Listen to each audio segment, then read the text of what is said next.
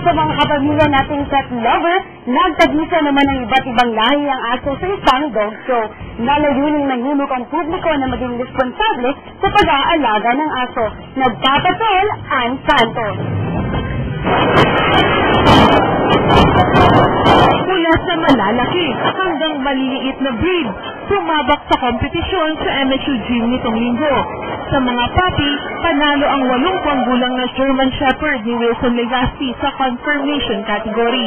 Makikita daw kasi kay Giara ang signature move gaya ng tamang tindig.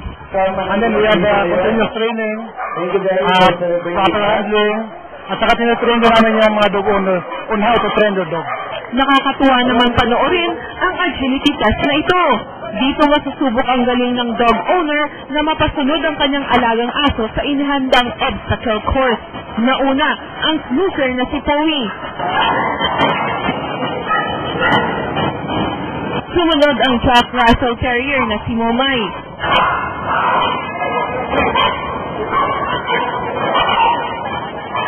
Chopper na si Champy. Belgian Malinois na si Bruno.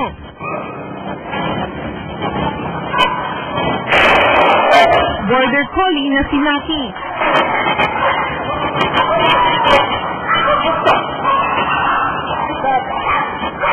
May iba naman na hindi napasunod gaya ni Shadow na isang Cocker Spaniel.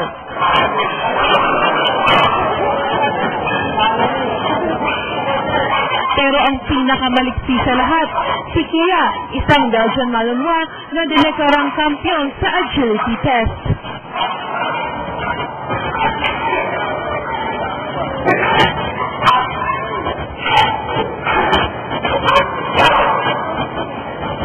Hindi man nanalo, pero agaw pansin sa show ang 2 buwang Shih Tzu na si Pochi.